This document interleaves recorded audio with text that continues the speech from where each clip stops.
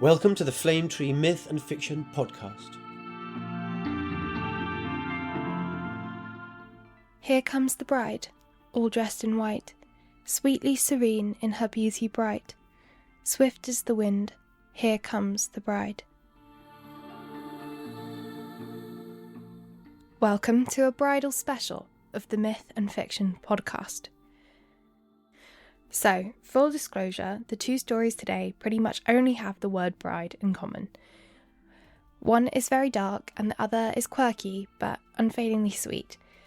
I suppose if you were looking for commonality rather than contrast, you could say that both stories emphasise that love can blossom in the most unlikely of places.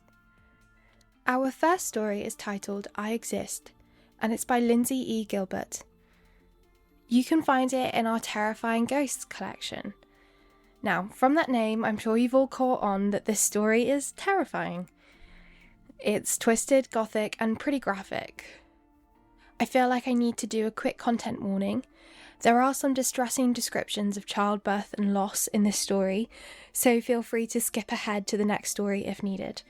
But to introduce this story properly, we've got the brilliant Lindsay E. Gilbert to send in an audio introduction.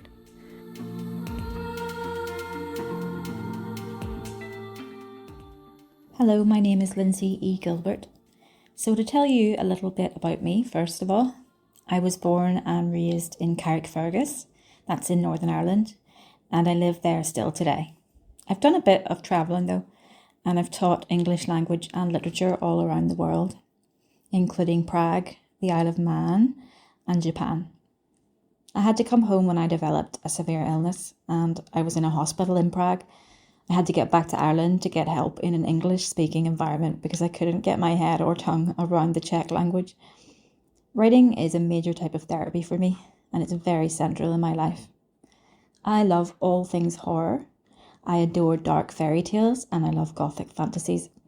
I also play the fiddle, and I'm a bit of a stereotype here because my favourite genre to play is Irish traditional. I'm a big animal lover, and my cat Loki and German Shepherd Astra are my companions, and they get to support or distract me through the writing process. I've got short stories in a few anthologies, including Flame Tree Press's Morgana Le Fay collection. I've also got a story in Neverwake, an anthology of dream horror, and a number of others. When I'm not writing short stories, I'm writing or editing my novels. I really hope to get a novel published and fulfill my dream. I was only wee when I started writing novels. My first very serious one was a Star Wars adventure when I was 10. I still have it, and it's this source of huge embarrassment and humour. It's also a reminder to me, though, that I've always had what it takes to complete a first draft. My inspiration for the story I Exist was my obsession with the Bluebeard fairy tale. It just came into my head, what if he had a daughter, and what if she claimed the story for herself? In this version, Bluebeard's daughter uncovers the truth about her father's previous brides, including her own mother, and she tries to save his most recent one. I enjoyed how the character led me through the haunted house, and how she is determined to be someone outside of it. People are usually the most unsettled by my use of Sheila Nagig in this tale. She's an ancient crone goddess, and in images and figurines of her, she's pulling her vagina open to reveal deep darkness there. Quite often she is laughing and her long hair streams wildly about her. She's a symbol of death and rebirth, and she's especially fascinating as she's an old and female goddess who has unapologetic sexuality. Her figure's even carved on old churches, the same way that you can find a lot of green man faces on churches too. And I just really love that all these figures are still around us, these old pagan figures. So those are the things that most inspired me to write this story, and I really hope you enjoy it.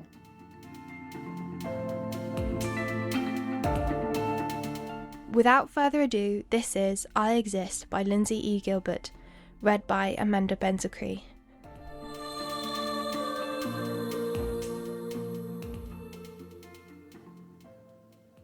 I Exist by Lindsay E. Gilbert. Charlotte, darling, Today we will welcome my new wife into our home. Father dabs his thin lips and ink-black beard on a kerchief. In the morning light, his hair is so black it sports a sheen of odd blue. He holds up his mug for a refill of coffee. She will rejuvenate this place. She's a breeze of summer I have captured and enslaved.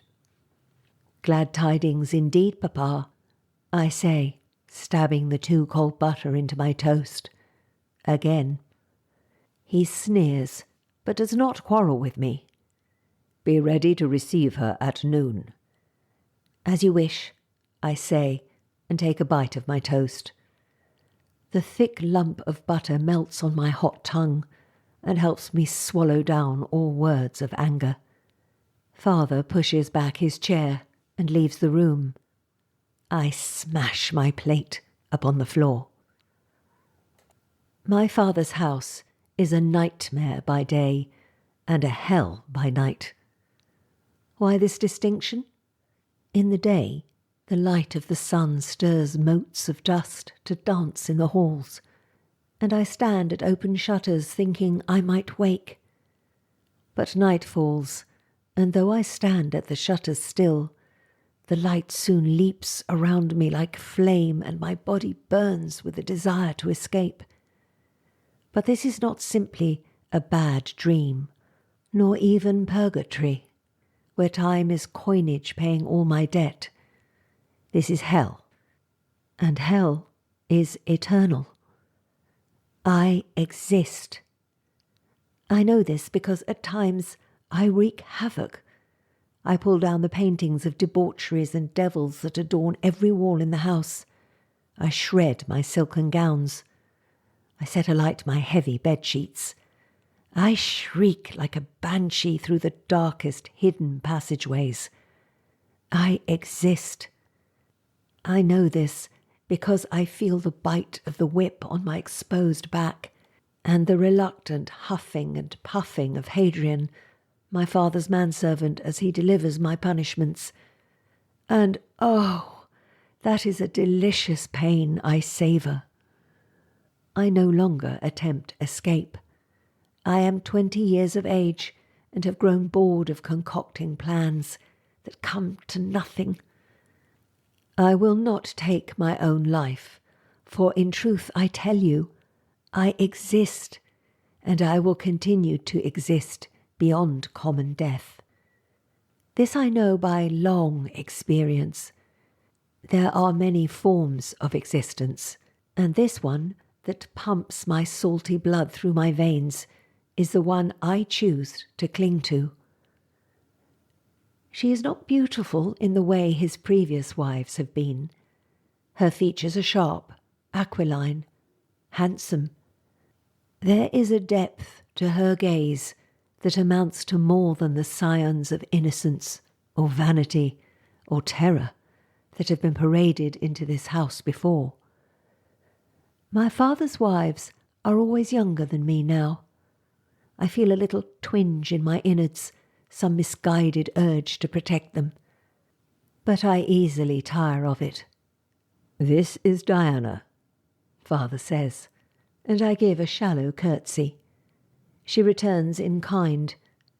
A pleasure to meet you. But her tone says it is a curse to meet me. She cannot know, but she certainly can feel it. Diana, mistress of the hunt. I see it easily.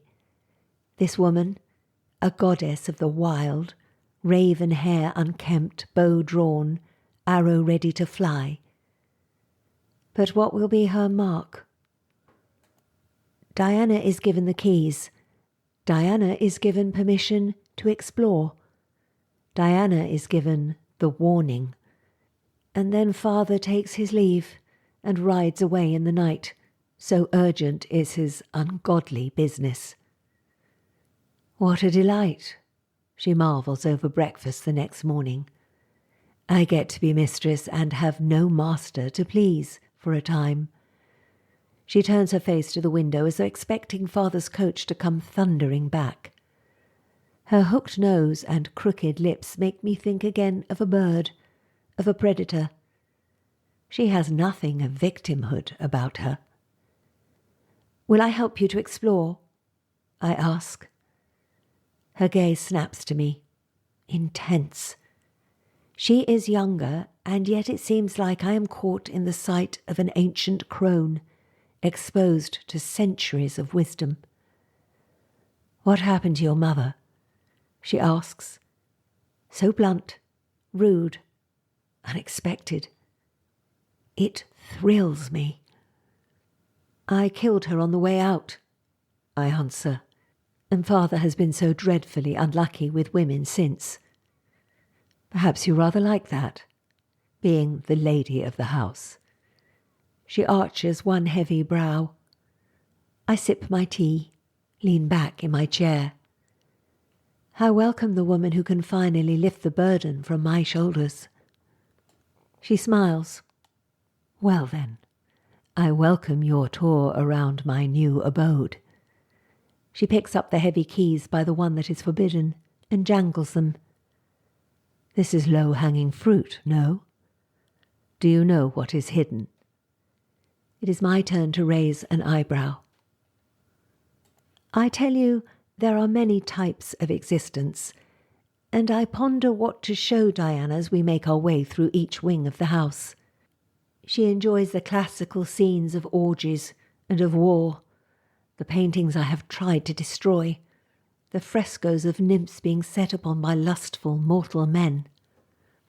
She runs her hand along these, over the carved marble, lingering a second too long on the wood spirit's breasts.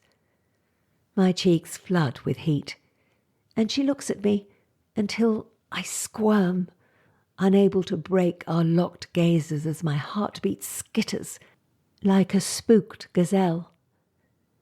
In the music room, she plays the harp as beautifully as she is playing me, and she does not seem afraid when she draws her hands away from the strings to find them coated in old flecks of blood. The writing on the wall is telling me the key leads to my death. No? I walk into the corridor and she follows. The south wing always seems unnaturally dark. I was born here, but I hurry past my long-abandoned nursery. "Let us take a turn about the grounds," I say. She does not protest, and I lead her through the servant quarters and out of their unassuming entrance. Autumn is queen, and her domain smells of overripe fruits and sweet rot. We walk through a sea of dead leaves in among the trees. Soon we are deep enough that I might run off and leave her lost. There is little of daylight left. But she is Diana. She could track me down and fell me with her arrow. As if she knows my wicked thoughts of abandonment, she grasps my shoulder and pushes me hard against the sturdy trunk of a towering great oak. And then her body is flush against mine. Her hands are in my hair, her lips on mine biting down. A laughing breath ghosts into my mouth, followed by her tongue. When she draws away, I lick the iron tang of blood off my swollen bottom lip. She steps aside, and I am free to make a choice. Run in shame, attack in anger. But I am neither angry nor ashamed. I have been so sure that I existed, but I have not lived until this moment. I feel a strange sharpness at my back, and I turn. There on the tree trunk is something I have never seen before. A carving of a woman, an old, old woman, with sagging breasts and missing teeth as she leers out at me, naked, her legs spread, her fingers prying apart her nether regions, exposed like a black cave, or a second mouth that yearns to swallow me. "That's Sheila na gig," Diana says, "a goddess of death and rebirth." I lie in bed, but I cannot sleep. I live in that kiss, and I know I cannot allow Diana to die. I come to her room as dawn breaks, and I pull her out of bed. Still in our nightdresses, we are like two spirits as we traverse the hallways. This is mysterious, Diana says, though she stifles a yawn. I would rather we breakfasted first, though. I take her to the west wing, push aside a portrait of my dear departed grandfather, and lead her down the steep stone steps, dank and miserable. There is an ancient door at the bottom. We didn't bring the keys, Diana says, and she sounds awake now, curious. You don't need keys. This is not the forbidden door, but it is its twin. Such riddles. She scoffs. I take her hands in mine. Do you believe in ghosts? She shakes her head. Not in the traditional sense. I sigh. You must not go 3 paces into the room. She frowns. You and your father do love your little caveats. I hold my head high and meet her gaze solemnly. She nods slowly, once. I unhook the rusty latch and the door swings inward. I take 2 paces into the room and Diana joins me. The room is large and holds a banquet of rotting food. It is a ladies' salon, and the room teems with ladies, though none of them are alive. They exist, luminous beings, but there is nothing angelic in their light. Instead, they are like corpses, hollowed out and lit from within by a single flickering candle. Diana holds her breath, and I am glad she too can see them. Crawling on the floor is Lady Isabella. Her face is waxen, and she feels with her hands, ever searching for her eyes, unaware that she is dead. Lady Enna holds court at her table, and her neck smiles wider than her lips. A selected group of women play at cards there, betting on pieces of flesh they have kept from my father's regular sacrifices to them. Diana sways. I grip her hand. Not another step, I remind her. 3 steps, and you are fodder. 3 steps, and they will fall on your body with all their bloody fury and feast. These are my predecessors? Diana asks. Yes.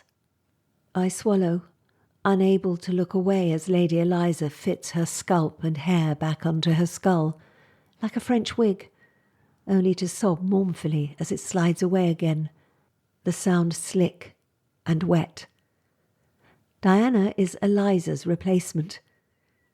And there are women too old for me to remember, though I sometimes come here and stare at each wan face, praying I will see my own features there, for one of these surely is my mother.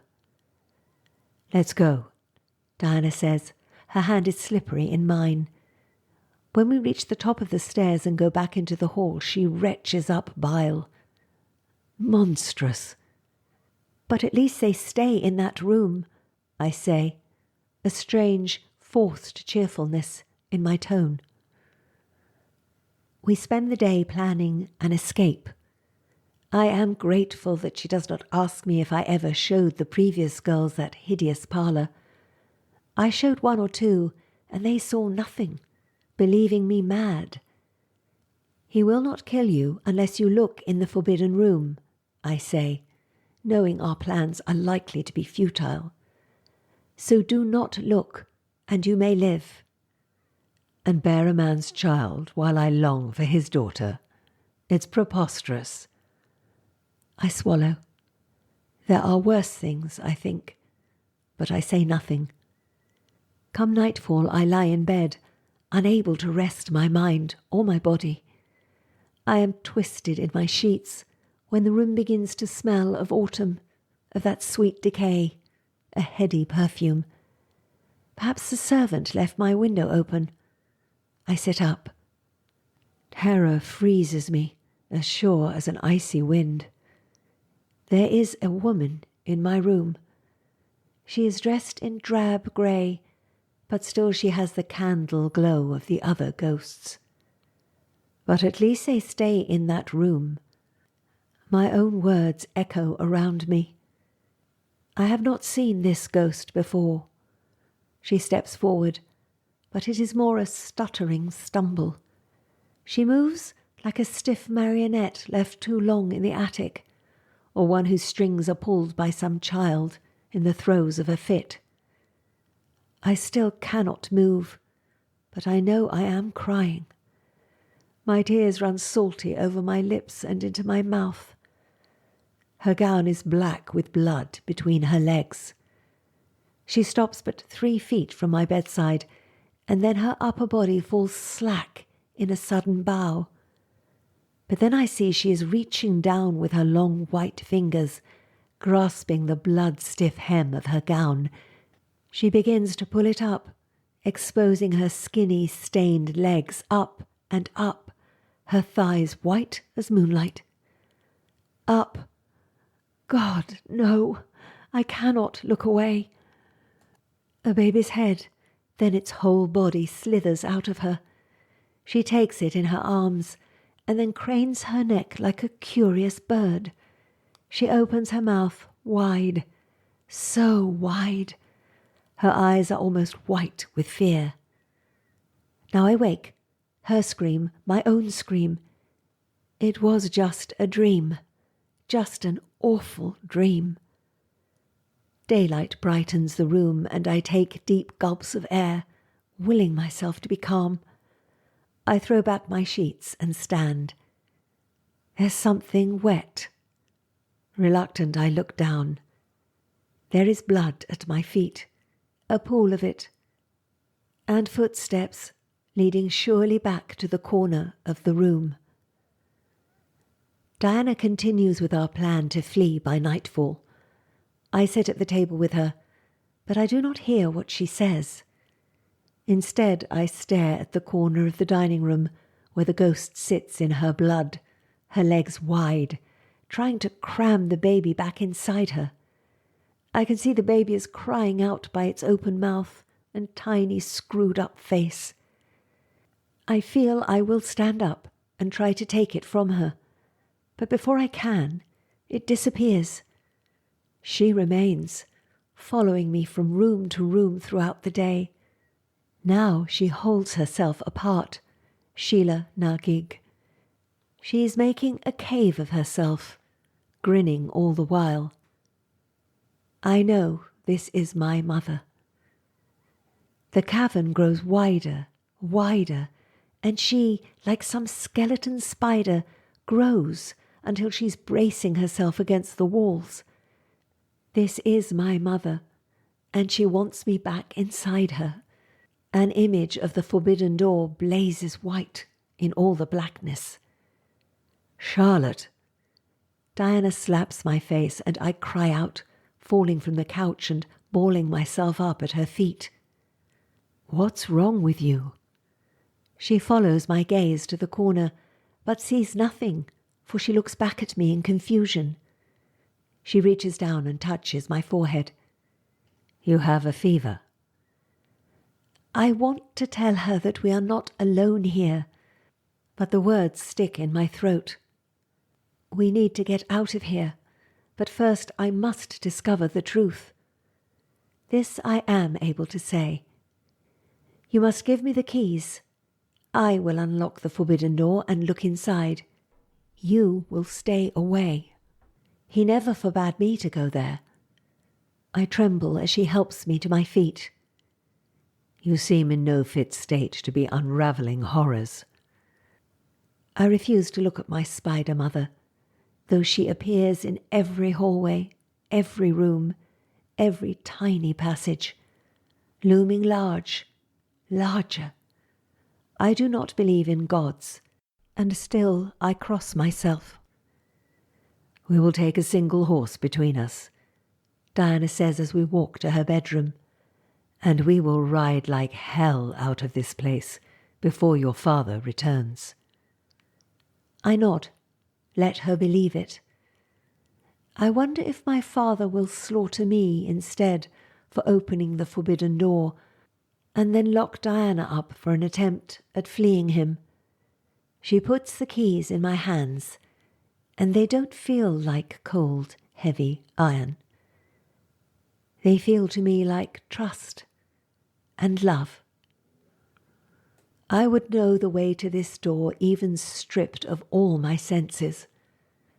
I have spent days and nights with my back pressed against it, straining to hear a word, any sound at all. There were months when I lay outside and refused to leave, not washing, barely eating, believing that within there was the key to not existing. I veered dangerously between two states, wanting to exist and wanting absolute extinction, so complete that even my bone dust will dissolve into nothingness. Such drama. I feel I have been my father's aid since I ceased to warn the servants of the hungry ghosts, since I ceased to warn the wives of this forsaken room, so important to my father, so precious. I insert the key, and it turns with a delicate, harmless click. This door swings outward. I stand on the threshold and feel true emptiness. I am hollow and hungry.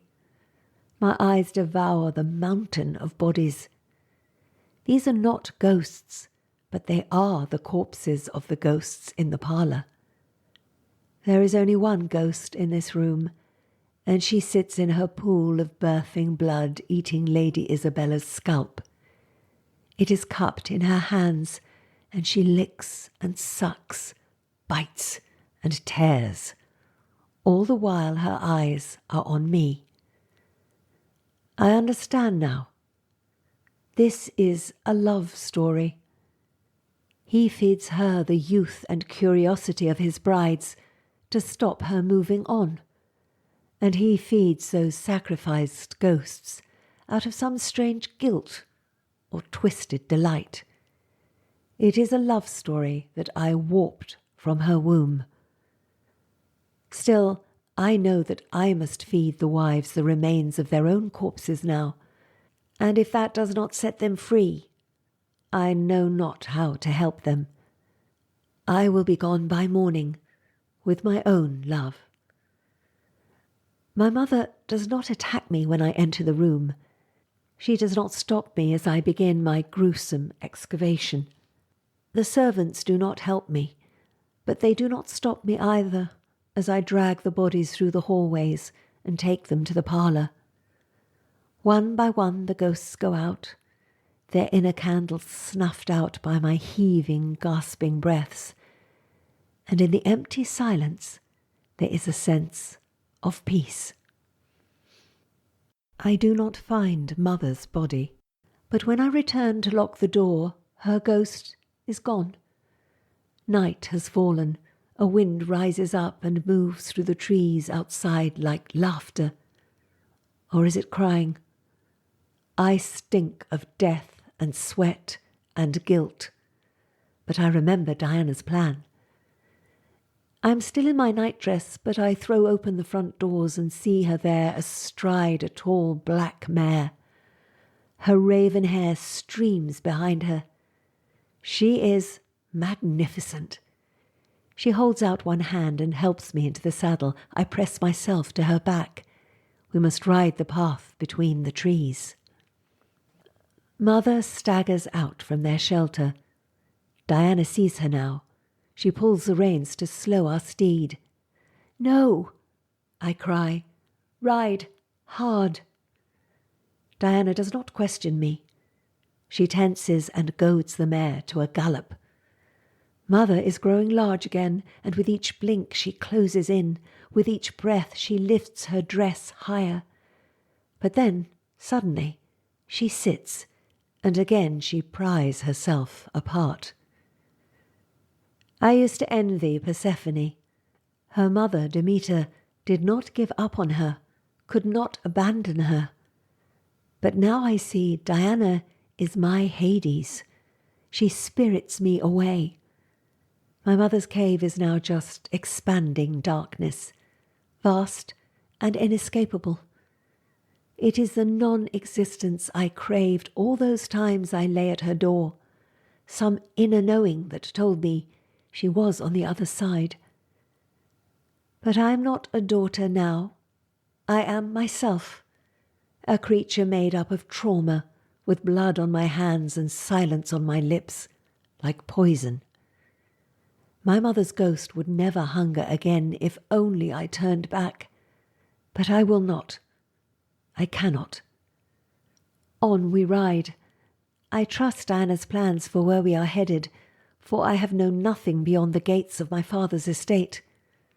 Those gates lie open, a fake message from father, willing the servants to expect him. But then his carriage hurtles toward us. The darkness touches my back. I feel sorrow, thick nails sinking into my shoulders. She will get us before father does. He has not seen us in the dark as we failed to see him at first. His carriage is sleek and black as our mare. We pass each other. Everything seems to slow to a series of still pictures. He disappears into the abyss. The dark is gone. I know my back is bleeding, but my mother's claws have vanished. I look behind and see only the pathway to the manor house, lit like a white ribbon by the thin crescent moon. I press my body closer to Diana's, and I feel her wild laughter reverberating through me.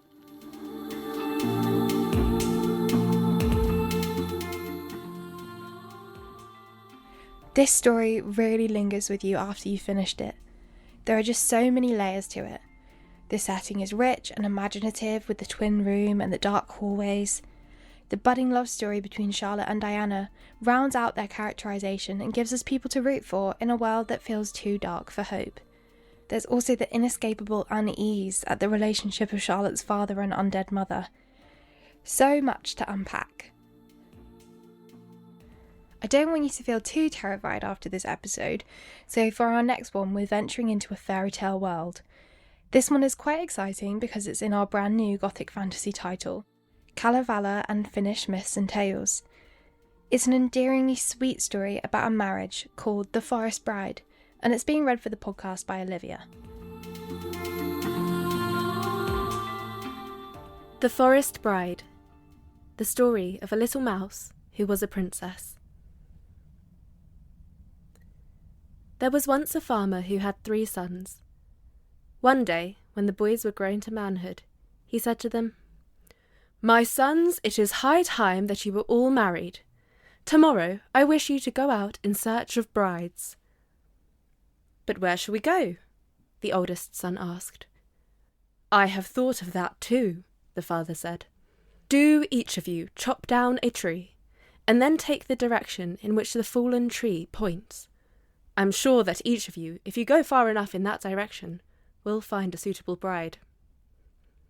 So the next day, the 3 sons chopped down trees. The oldest son's tree fell pointing north. "That suits me," he said, for he knew that to the north lay a farm where a very pretty girl lived. The tree of the second son, when it fell, pointed south. "That suits me," the second son declared, thinking of a girl that he had often danced with who lived on a farm to the south. The youngest son's tree, the youngest son's name was Veikko, when it fell, pointed straight to the forest. "Ha ha!" the older brothers laughed. "Veikko will have to go courting one of the wolf girls or one of the foxes." They meant by this that only animals lived in the forest, and they thought they were making a good joke at Veikko's expense.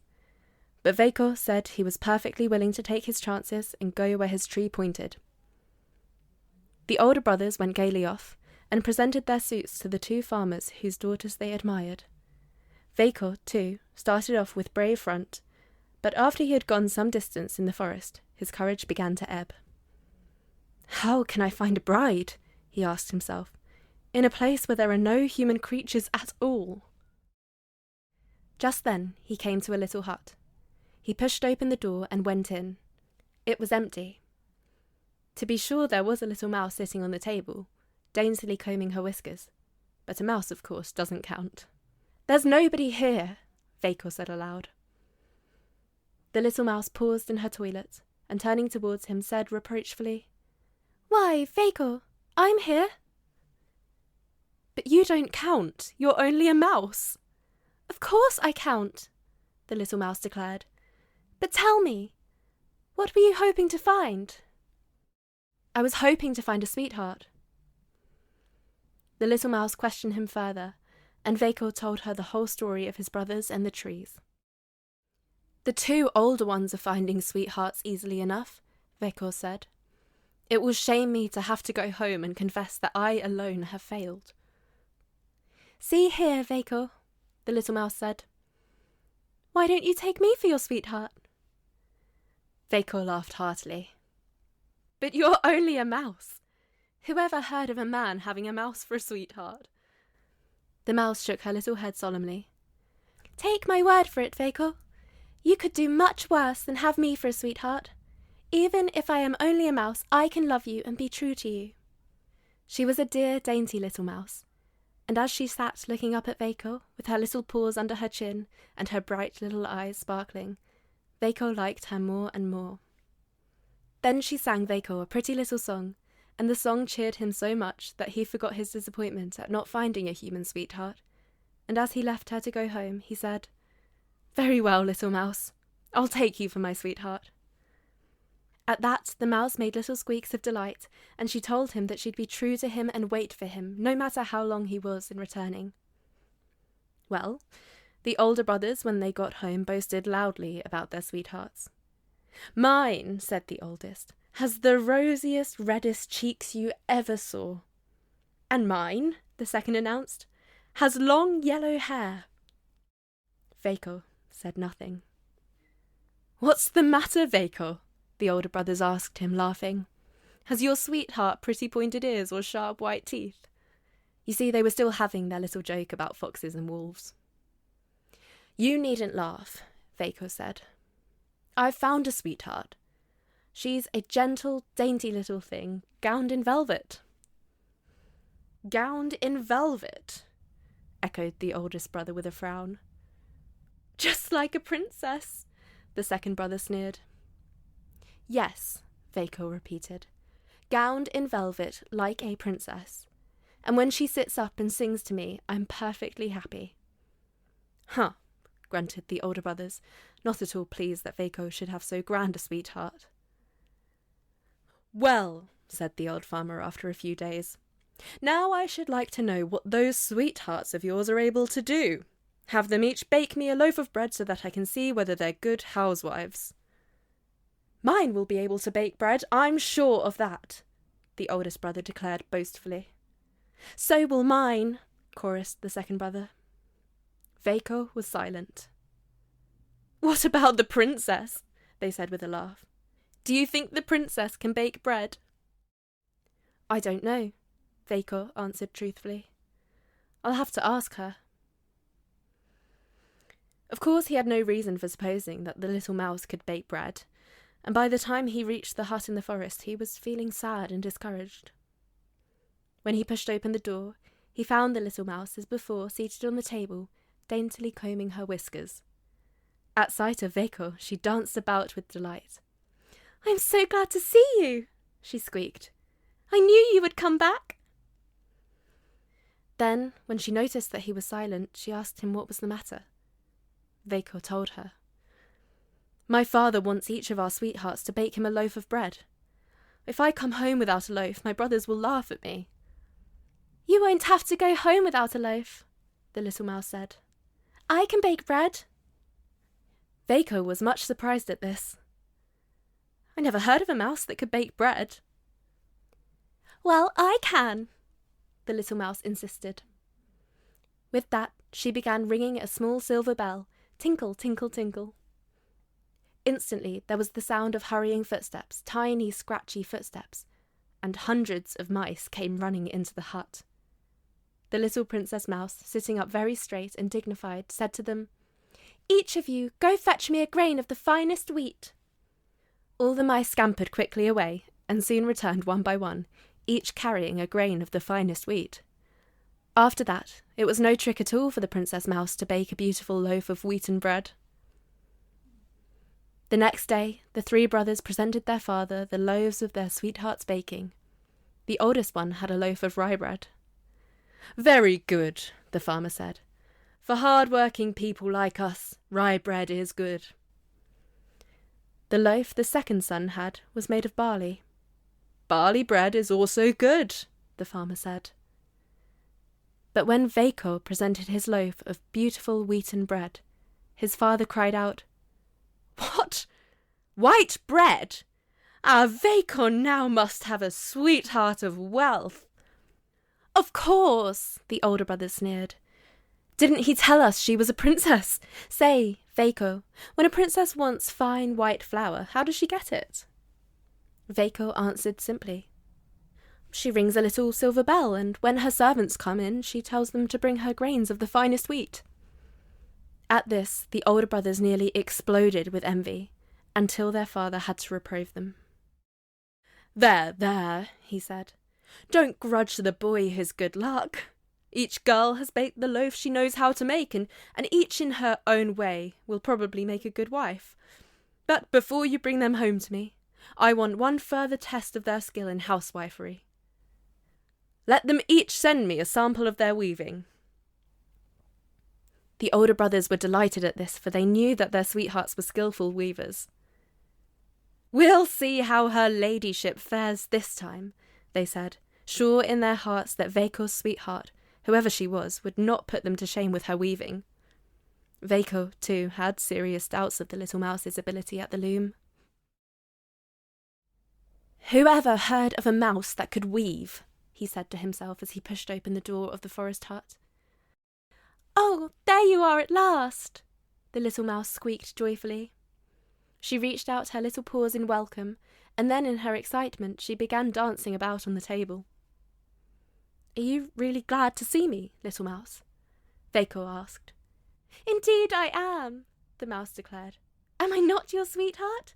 I've been waiting for you and waiting, just wishing that you would return. Does your father want something more this time, Veiko?" "Yes, and it's something I'm afraid you can't give me, little mouse." "Perhaps I can. Tell me what it is." "It's a sample of your weaving.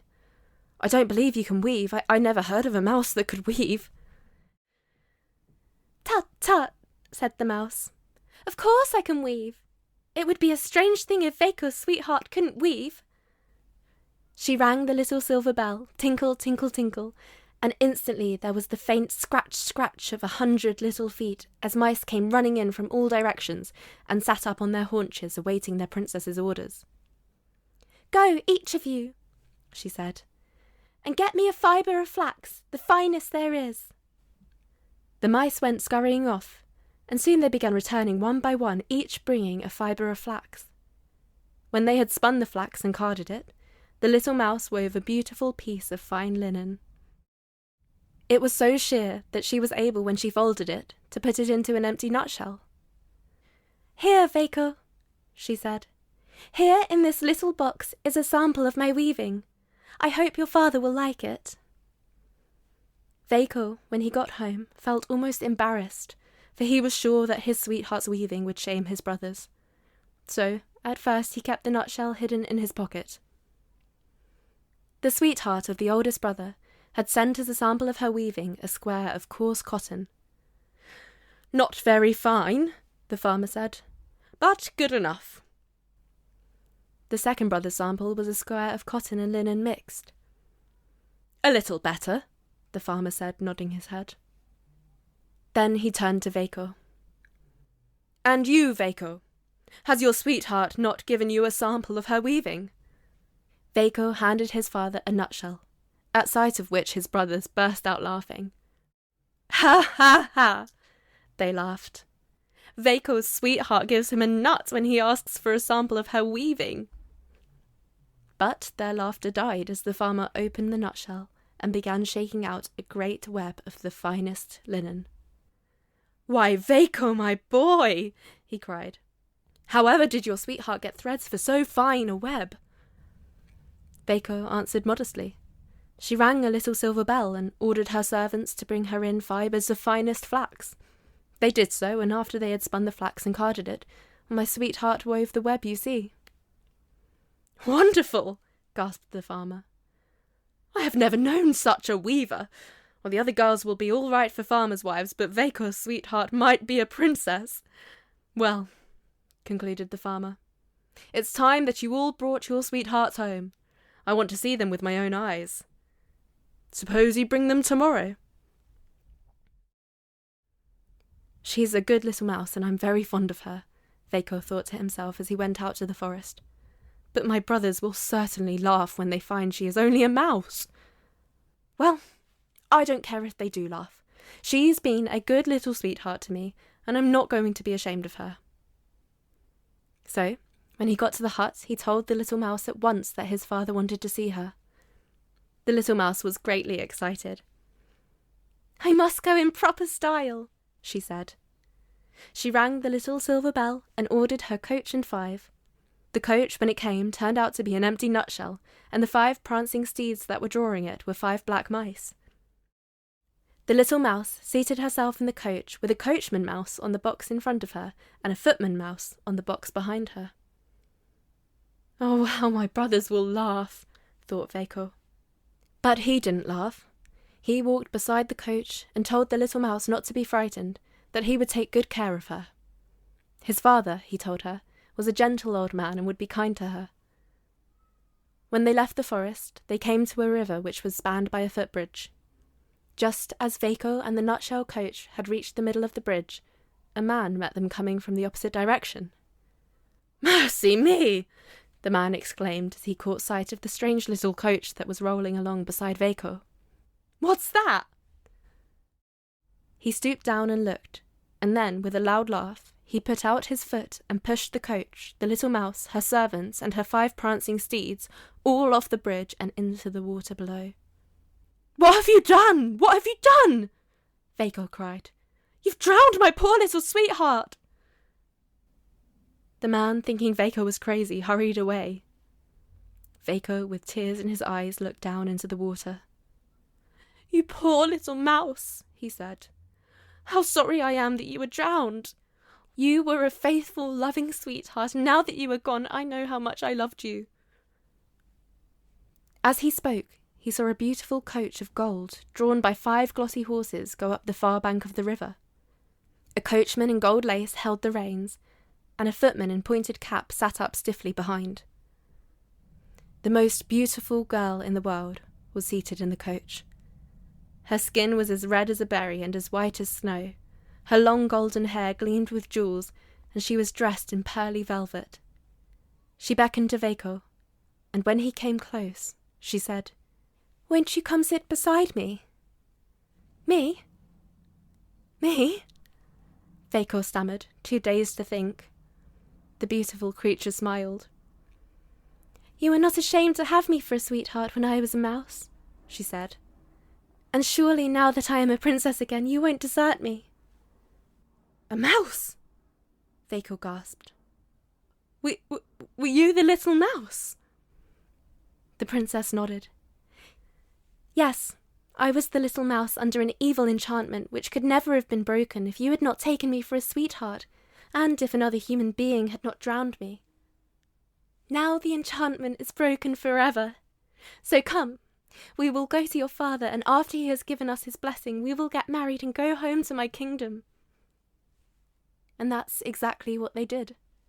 They drove at once to the farmer's house, and when Vaco's father and his brothers sweethearts saw the princess's coach stopping at their gate, they all came out bowing and scraping to see what such grand folk could want of them.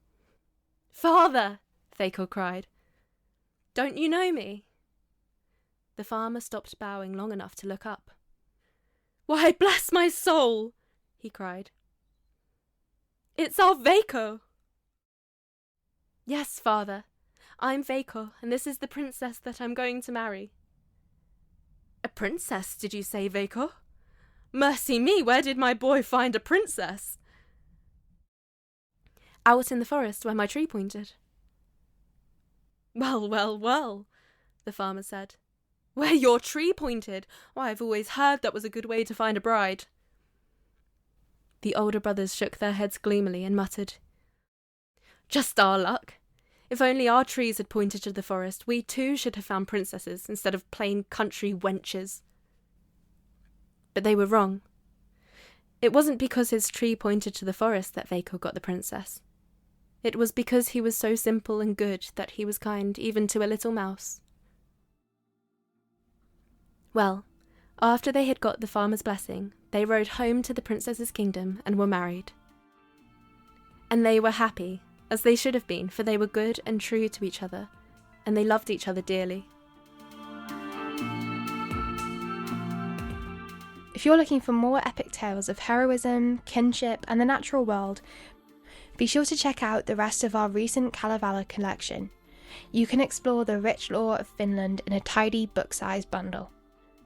So, hopefully I've not left you with a feeling of whiplash after the very contrasting tones of the two stories in this episode. The hope was that they balance each other out and show off the range of speculative fiction that our collections contain. Thank you for tuning in, and we'll see you next week for our monthly special episode where I'll chat to Ramsey Campbell, the man and the legend who has been described as Britain's greatest living horror writer.